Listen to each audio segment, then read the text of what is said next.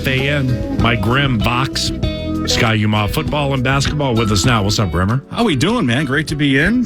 Great to chat. I had fun driving in, listening to you and Alan Horton. God, that was fun. I saw you guys tweeting about it, but didn't have a chance to crank the app up on, or either way, the radio or the app up on Friday. So it was fun to hear how it went. Appreciate awesome. you. Kind as usual, but it's always great to A, listen to you, but B, it's, the way the Northwestern game ended, the regulation and the overtime, and the team. What's the team? 14-5 or 14-7? 14-7, 5-5 in conference, and it's like if you follow it from afar, like I do, into the season. There have been like 8 times this year I've wanted to look at people, of the negative variety and go, the demise of Golden Gophers basketball has been greatly exaggerated. Yeah, but they're playing bad teams. All right, cool. Well, that maize and blue, that is an M on it. I mean, they may be a little down, but so has this season caught you off guard in any way? Maybe a little bit. The hope was that some of these guys that took their lumps last year as freshmen would take a step.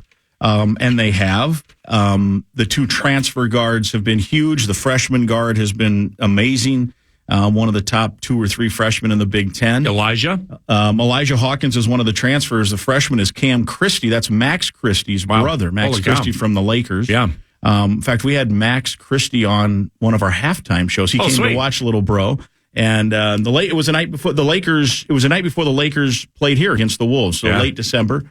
And he and his dad were at the game. So our guy, Al Nolan, just walked over and said, "Hey, you want to come on halftime?" And sweet, here he is. So he was great. So Max Christie's been huge. He hit the go-ahead shot the other day, late in regulation. Gophers couldn't hold on in regulation, but it got sent to overtime. It was a fun game. I heard your highlight that you were asking for a fan, meaning not a fan, like a fan. Like, it was hot. Cool you down. I was sweating, man. Yeah. And I'm not a sweater necessarily, but by the end of that game. In fact, my first question to Ben Johnson was, I am sweating up here, man. I can't believe what it'd be like for you and these dudes, because that was a 45-minute affair. 3 of the 5 starters played over 40 minutes. The other one was 38. So Hawkins and Mitchell are the transfer guards. They've been really good. Cam Christie's been really good. That's been a key. The 3 freshmen that took their lumps last year have all progressed. We saw Pharrell Payne with an amazing game, 7 of 8 field goals, 4 block shots, 1 amazing dunk block of a dunk attempt by the Northwestern center. And so it's 2 wins in a row, which snapped a 3-game skid, which you weren't feeling great about. But look, in the Big Ten, you see it. A 1 loss can turn to 2, and before you know it, you're a week and a half into it, and you're like, God, you lost 4 games in a row. And so hopefully this is on the other end of it now. Winnable game tomorrow with Michigan State. And I know the casuals will say, oh, Michigan State. Michigan State started the year ranked in the top 5.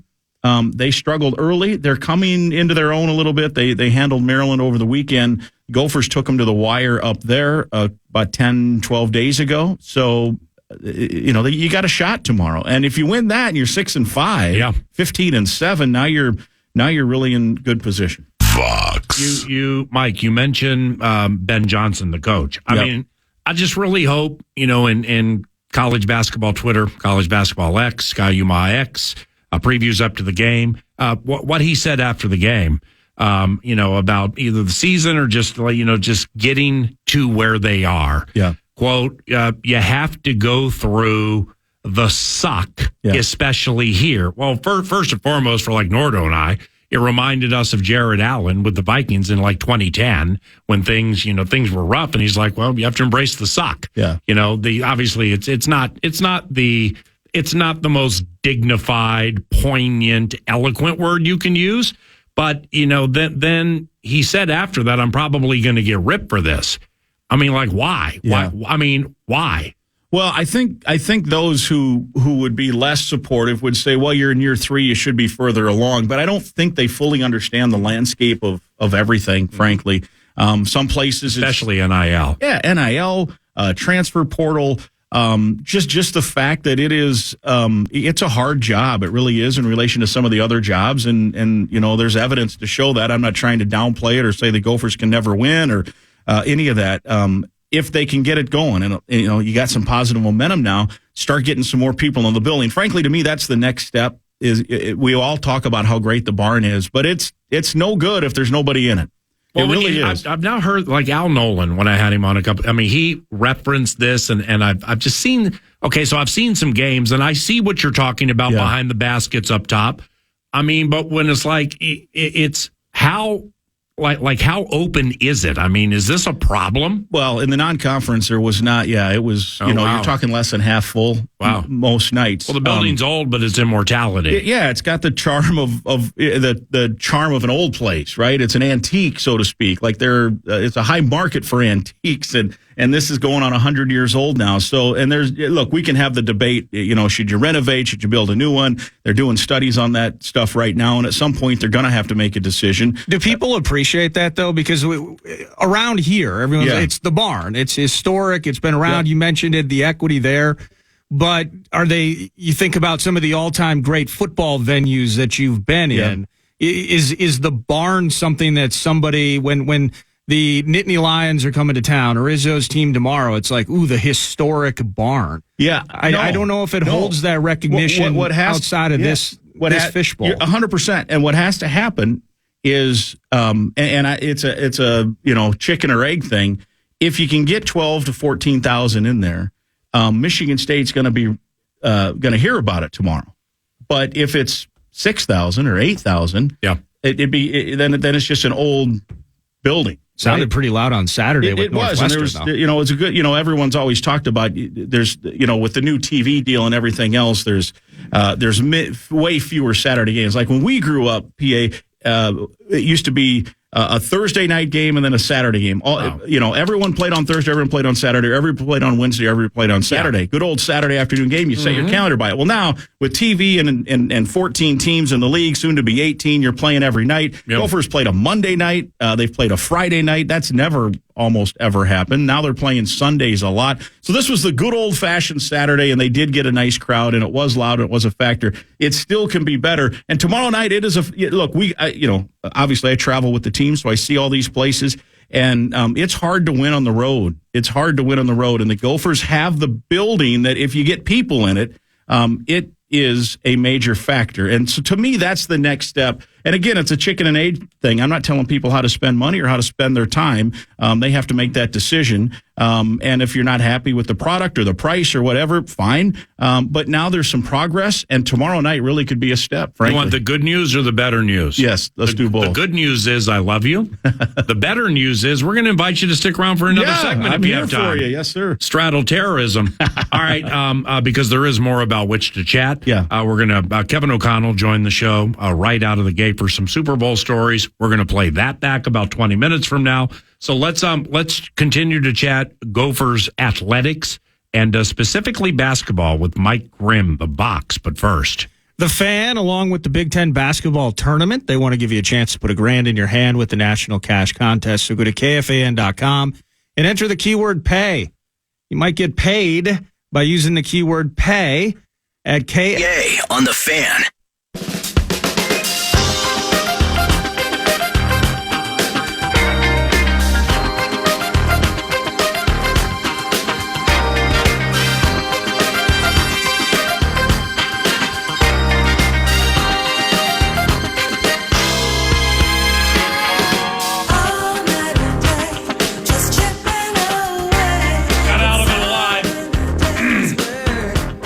You're looking for a map of Key West. Don't look at me. Go on to take it away. 9 to noon, back with voice of Gopher Sports, men's basketball, football, of course. Sky Umago crazy. Mike Grimm in studio. And what's it been like working with Al Nolan so far this season? Transitioning, loving Spencer. But now Al Nolan, I heard I think they were honoring players. I heard Andre Hollins. I was listening on the radio about somewhere. Hollins and Nolan. So there was a little bit of a celebration taking place in the Northwestern game. Yeah, it was Alumni Day. Spencer was there too, and some of the all-time greats, including Willie Burton, Randy Brewer. So it's always fun to see those guys. I'm not sure how many were there, but it was, Hoffarber was there. It pretty much lined the court, though. They lined up, and it took the whole length of the court for them all to have enough space.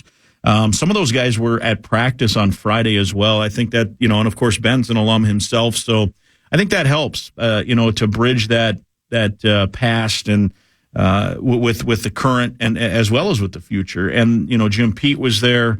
One of the great Gophers as well from right here in St. Louis Park, and we see him on TV all the time doing great work. And so it was fun. It was fun to see that. It was fun that they won the game. It was one of those weird games because at the end they took the lead with under a minute to go and then kind of squandered a little bit. It went into overtime, and I think people were thinking, well, they blew the game. And I wanted to say, well, they really kind of were going to steal it. It wasn't like they were controlling it.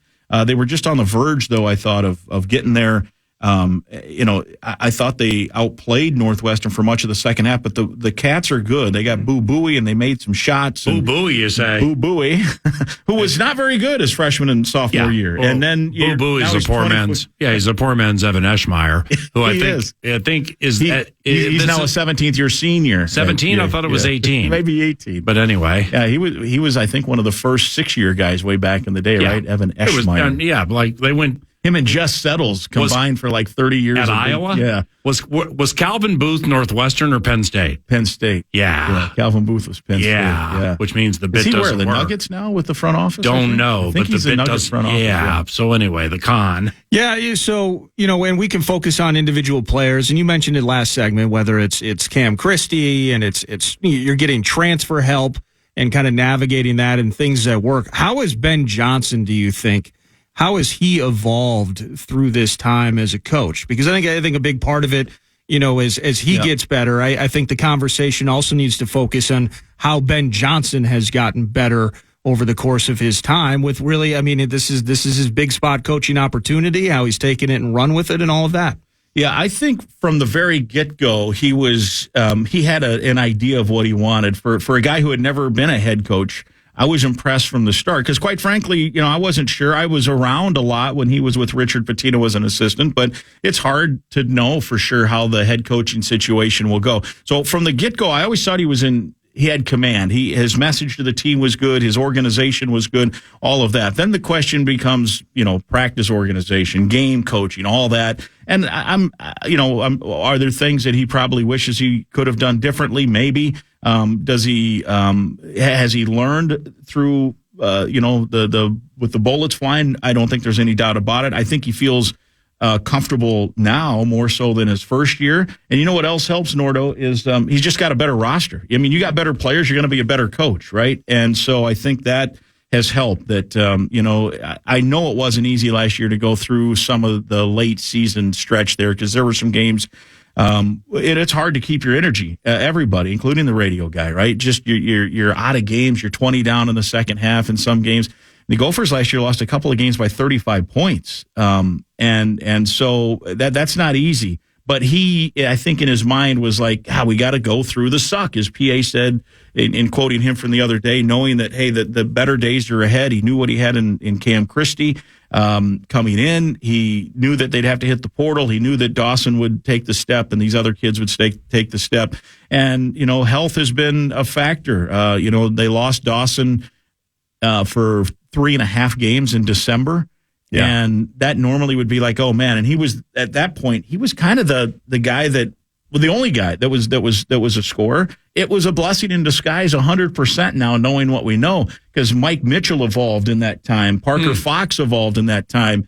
Elijah Hawkins became a different player because somebody had to do it, right? Somebody had to. It wasn't just, hey, let's give it to the big fella from Savage, Minnesota, and let him score 36 at Ohio State. It was now we don't have him, and they all created an identity. And so in a weird way, that was a blessing in disguise. I'm sure Dawson would have preferred not to go through the pain of the ankle injury, but Mike Mitchell became a different player in that 3.5 game stretch. So did Hawkins. Cam Christie got a more opportunity to be a scorer, and now he's a guy that I'm telling you, if the game's on the line, as it was the other day, that's a guy that you're very comfortable as a freshman taking a big shot, which there's not a lot of freshmen around that coaches will put that stock in. So it's a step, it's progress. Yeah. It's a tough schedule coming up, man. They still go to Purdue, go to Illinois, go to Nebraska. Nebraska's 14-1 at home. They almost won. Freddie Hoiberg's got it going. They're going to be a tournament team. They really are.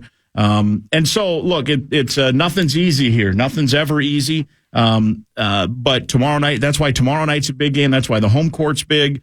And it's fun. In a weird way, it's there's a lot of season left. You're only midway point of the Big Ten. You've played 10. You got 10 more to go. But then you think about it, you're down to 10 games left. And in 5 weeks, they're going to be playing in a game at the Target Center in the Big Ten tournament. So it goes fast. February is kind of moving day, like the PGA Tour moving day. February is moving day. The standings will shake out, and then you find out where you're at. And all Minnesota can do is not worry about anything to do with the standings. Just go try to play good basketball and see where you end up. College sports, too, I mean, it can be strange in that, okay, you can be 14-7, 5-5. When Wisconsin's like 13 or 14 now, but they were ranked more highly. 6 last week. Yeah. 6, thank you. And I watched nearly that entire. I mean, I thought the Gophers should have won that game. But moral victories, blah, blah, blah, losers lament. But they didn't, but they looked as good as I've seen them look in X amount of years. So clearly things are going the right way. And just when you think with certain programs, hey, we're getting over the hump. Hey, well, then you, like Saturday, watch Kansas shoot 70% for the game. I mean, and then you watch Kentucky take on somebody that evening at home and just dust them, a good team. Yeah. Tennessee was like 5th or 4th in the country.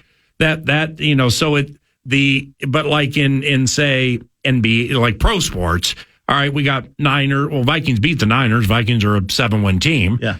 Chiefs, you know what I'm saying, is that the upper echelon is gettable and beatable anytime. Yeah. In college sports, that's not necessarily the case. And it's from a college basketball standpoint, if the Kansas Jayhawks play 90% the way they played with what I watched on set, ain't nobody beating Nobody's touching them. You're right. If they play that way. Right. So it's great that there's improvement taking place here and it's palpable.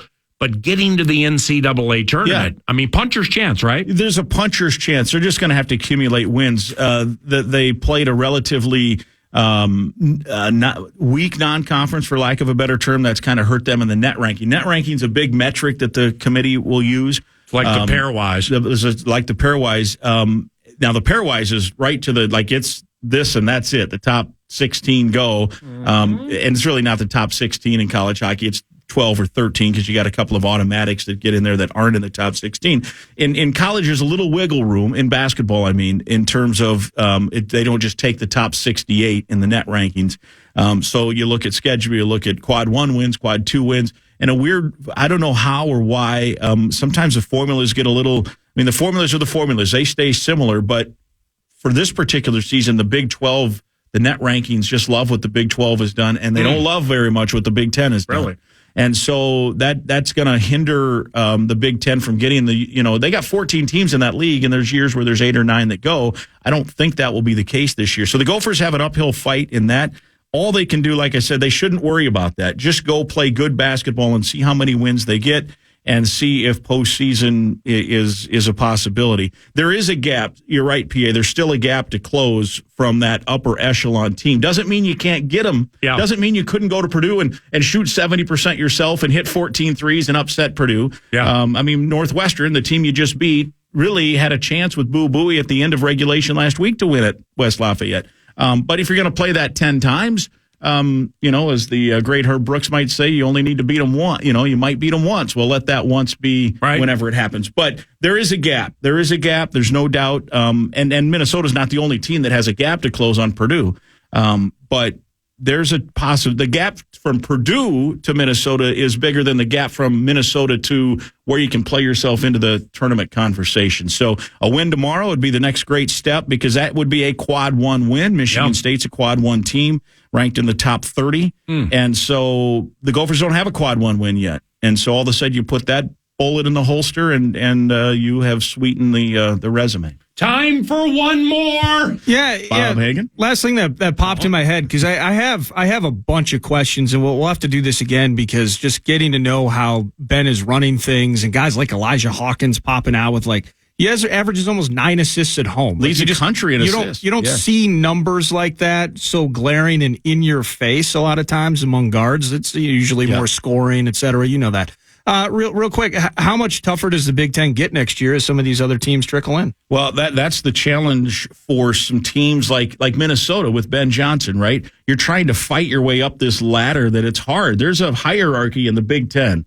right? It's just long history of this league. And so that's always the question. Okay, well, who are you going to jump if you're Minnesota? I mean, Fred and I talked about that at Nebraska. It's different. He was in the Big 12 at Iowa State, got Royce White in there, and the next thing you know, he's in the Sweet 16. It's a harder jump, I think. Now that I'm not saying the Big 12's maybe the best league in basketball the last 6 or 8 years. So I'm not trying to suggest that it's easier, but I think there's this historical hierarchy that's hard to jump. And so now all of a sudden you throw 4 more teams in there, including UCLA, one of the blue bloods from the West Coast. Oregon's got the big Nike money, so that probably makes it even harder. That said, the schedule can be, I think it sounds like they're going to play everybody once and then add a couple of rivalry regional games and go from there. I myself am looking forward to hopefully 2 or 3 trips to California every year in February and January. Maybe make it a 2-week stretch where you're playing them each twice or something. Oh, the West Coast swing. Why wouldn't you? But that. What's wrong with Little Caesars Arena or Ford Field? For Detroit, you've never been there, right? I've been to Ford Field a few times, 3 times now. Yeah. I like calling a game from there, by the way. Quick lane ball, thank you.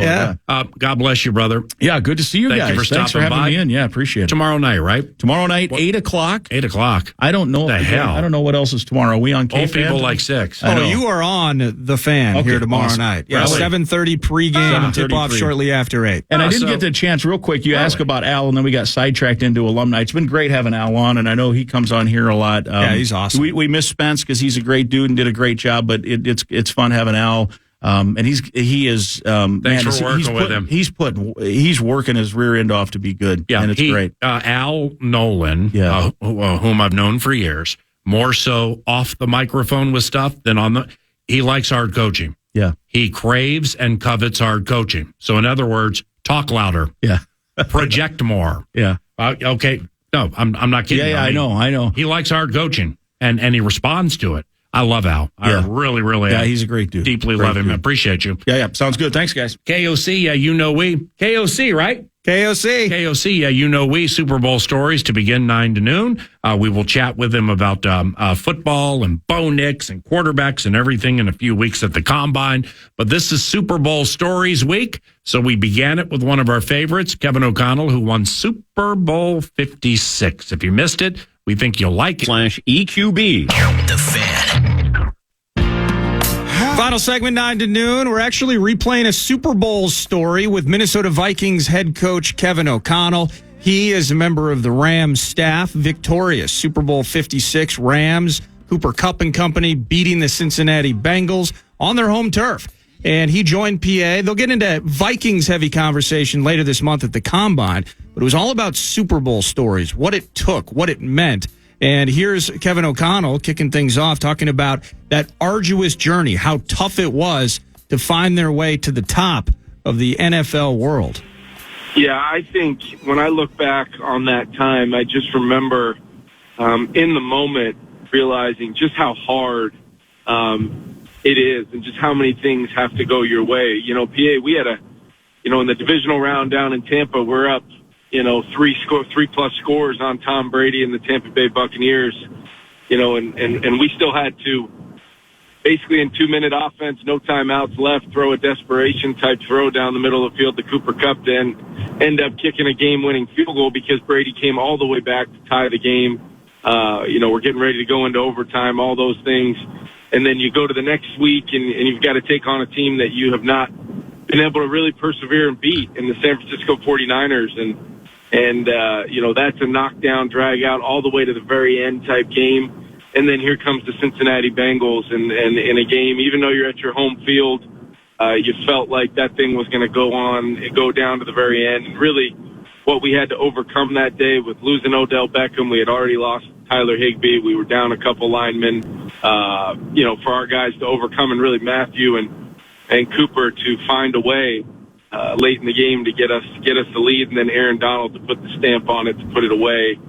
You just realize how hard it is, and that's what makes it so special. That's why we work the way we do, PA. There's every single year, 32 teams think that there's nothing else that matters besides giving yourself an opportunity to possibly compete for that Lombardi Trophy. So when you're able to get it done, I can promise you there's nothing really like it. Hey, Kevin, what do players and coaches do the week before this week, the regular week of practices begin? Like the week after winning the conference championship, what are some keys to get ready for the game? Well, I think it's one of those things where the great week of preparation, the extra week, I should say, is great. But, PA, you're also looking at now, your 20th, 21st game of the season. So the other thing is you've done a lot of good things. You've done a lot to get to this point. You also don't want to use that extra time and reinvent your whole offense or defense. Schematically, you're going to do the things that you think give you the best chance to compete and win against the team that you're playing. But at the same time, how much clarity can you give your players when you are practicing during this bonus week? How much by the time you get on that plane to head to Las Vegas for the game week, how much can you have it locked and loaded for your guys so that they can have clarity, like I said, on the game plan and go play fast? And I know looking back for me, I wasn't officially hired till after the Super Bowl, but I had already accepted the job by this time to come to Minnesota. So I was kind of really doing two jobs during this week. So I always think back to just how hectic and crazy that week was for me personally and my family before we ever got to Super Bowl week, and I always have a chuckle thinking about that time. Kevin, you mentioned the NFC Championship game, and the Rams had to beat their chief rivals in the San Francisco 49ers to get to the SoFi Super Bowl, and down 2 scores in the fourth quarter. Into the fourth quarter, you're down 2 scores. Was there a moment, perhaps, you kind of felt it was slipping away? Yeah, there definitely was. They were... when they get that 2-score lead and you know how good that defense is, you just knew it was pretty much now or never for us to go out there and put a drive together, and we were able to do that and go get 7 points and then ultimately have a chance to, tie that game up, take the lead on a field goal, and then have Aaron Donald be the closer during that playoff run. It's one of those things where you're in these games, and especially for us at the time, we were 0 for our last 7 against the Niners at that point. I wasn't a part of all those games, having only been there for 2 years, but I felt the urgency. I felt, what all of our organization was feeling, and it was fitting to have to kind of conquer that, which had caused us so many issues over the last 7 opportunities trying to beat this team, to have to face them in that moment in the NFC Championship game for a right to go to the Super Bowl. I can tell you one thing. When we were able to win that game, PA, it felt like it was going to be very, very difficult for the Cincinnati Bengals to keep us from winning the Super Bowl. Super Bowl stories. With Vikings head coach Kevin O'Connell, the offensive coordinator for the Super Bowl 56 champion Los Angeles Rams. Fran Tarkenton about 25 minutes from now on Super Bowls 8, 9, and 11. And from the then to the now, Kevin, with the Niners, Deebo Samuel scored in that NFC Championship game for the 49ers.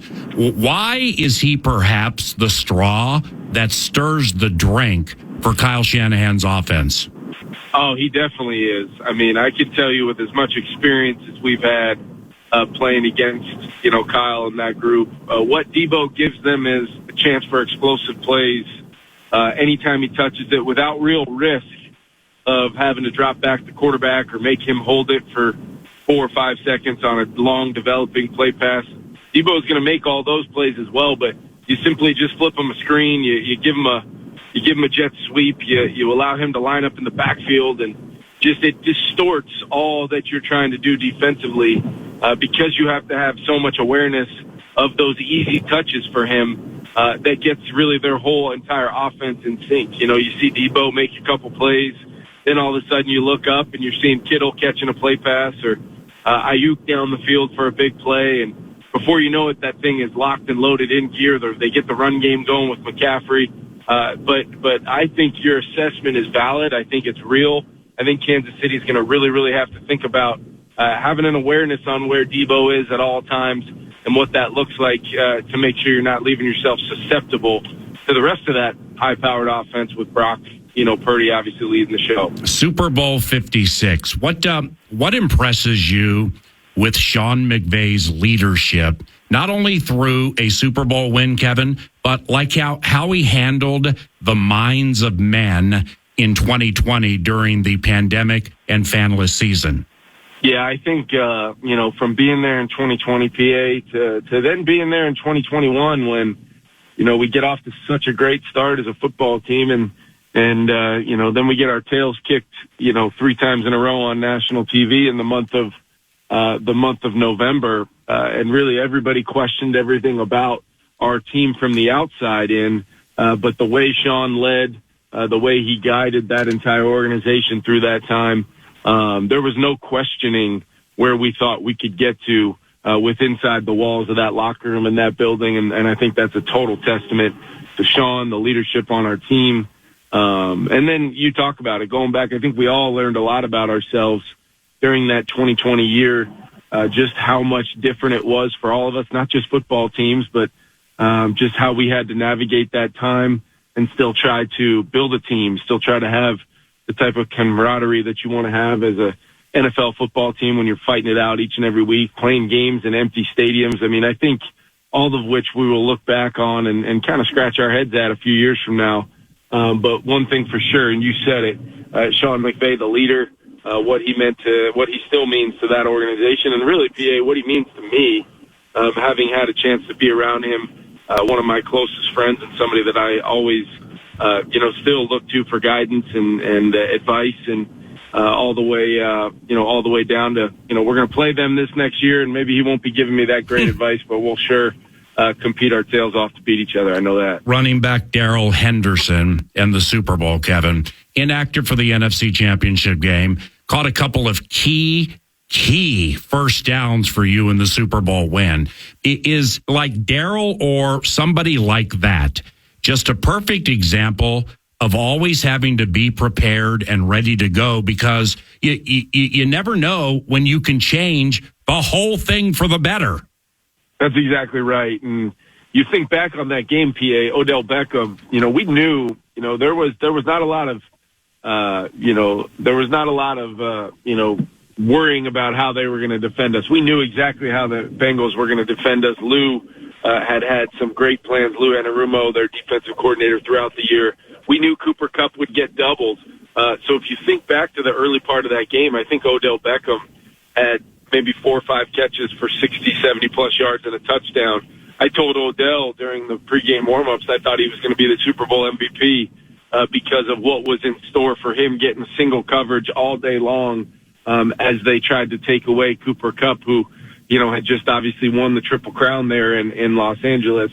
So when Odell Beckham goes down, in the second quarter there, whatever it was, we were really searching. We were searching for that next guy, and it became every single third down became kind of rolling the dice on who could go beat man coverage. We thought Darrell maybe getting a pick or a rub against man coverage against one of their linebackers was a great opportunity, and Darrell made 2 huge plays, like you said, that really extended drives and gave us a chance to get critical points in that game. Now, Super Bowl stories. Into the second half, man, this thing became dicey for Kevin and the Rams. First play of the second half, it's Burrow 75 to Higgins, and the Bengals now lead. And then Stafford's first throw of the second half was intercepted. And there was a camera that showed you talking to Stafford right after that interception. Happen to remember what you told him?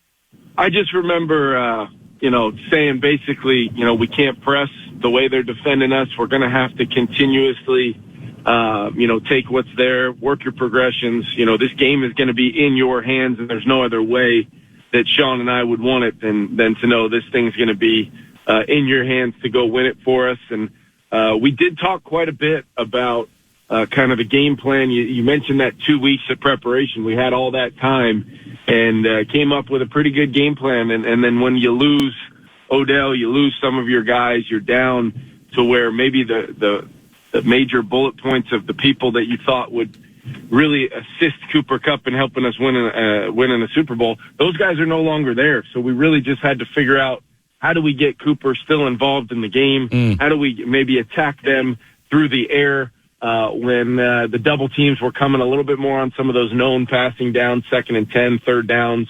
And that's really what that last drive for us offensively, PA, was all about. I think we threw the ball 16 or 17 times on early down, moved the ball kind of systematically, just completions, not a lot of chunks.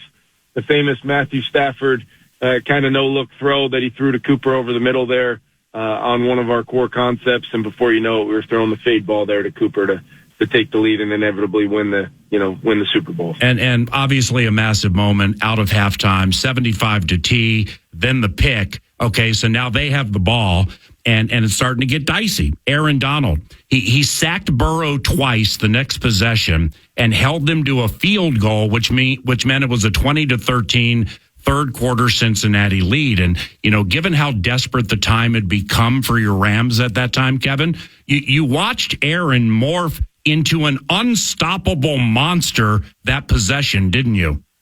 Yeah, and you just, PA, it's been said in many sports, many of the greatest games, whether it's the NBA, NFL, Major League Baseball, hockey, your best players, to win championships, your best players need to be at their best. And a lot of times, you mentioned that 75-yard touchdown pass, Joe Burrow to T. Higgins, kind of beating Jalen down that left side, Jalen Ramsey. And it was just a heck of a pitch and catch, heck of a play. And then we knew we'd have to come back and try to win this game with guys like Aaron Donald, Matthew Stafford, Cooper Kupp, and that's going to be the way we were going to go down. And we had enough of our premier players make huge plays in those moments. And then also you mentioned guys like Darrell Henderson, Bryson Hopkins, different guys that maybe hadn't had a huge impact on our team. Well, guess what? They sure did in those moments when we had to have them. And that's what makes these games and makes it so special, because right now, I'll tell you this, PA, there's a player on the Kansas City Chiefs or the San Francisco 49ers that's not expecting to have a huge role, a huge part of the game plan, but they've got to stay ready, because when that moment comes and it's your chance to make that play, the play, to help your team win a game, you've got to be ready, because it could be the difference. This is awesome. Last one. Thank you very much. The Super Bowl winning possession for KOC, McVay, and the gang went 15 plays, 79 yards, and a 1-yard touchdown from Stafford to Kupp. Now, you ran Cooper for 7 yards on 4th and 1, and a play you had to have. I mean, it's probably over if he doesn't get that. He caught four passes on the drive, including the game winner. Eli Apple and Logan Wilson fouled him, and each were called for penalties. So he's Cooper Kupp. They're all over him. And here's the question. On a possession the world knew, Cooper Kupp was the centerpiece. How did you guys get it to him 4 times and pull off the 4th end season run to Kupp? Yeah, it was really about, a couple of those early downs where you still had the threat of running the football. We were able to get Cooper some space in there, and it was tight. It was tough sledding on some of those throws to him over the middle of the field. That's right. I always tell people this all the time, that ask me about that Matthew Stafford no-look throw. He did that because, Von Bell was standing in the window. He had to move him out of the way to throw that ball. It wasn't like it was just for show or just for a flash. I mean, that was the only way that he was going to be able to throw the football past Von Bell, who was kind of a buzzing hook defender dropping down from the top part of the defense. But then it was, PA, there were some just critical plays. And then once we got down into the red zone, their defensive philosophy kind of shifted by game plan, a little bit less double teams on Kupp, a little bit more traditional red zone defense. And we were able to activate a couple plays there to draw the penalties.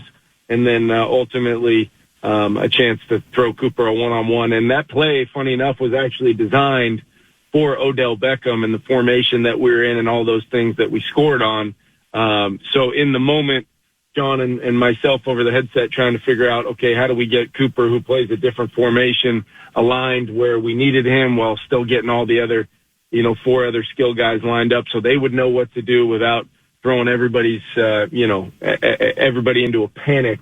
And then with the play clock going, I'll never forget those moments. Wow. That's head coach Kevin O'Connell, Super Bowl stories. Fran Tarkenton, Super Bowl stories earlier today as well. We're doing it all week leading you up to Sunday's game, of course.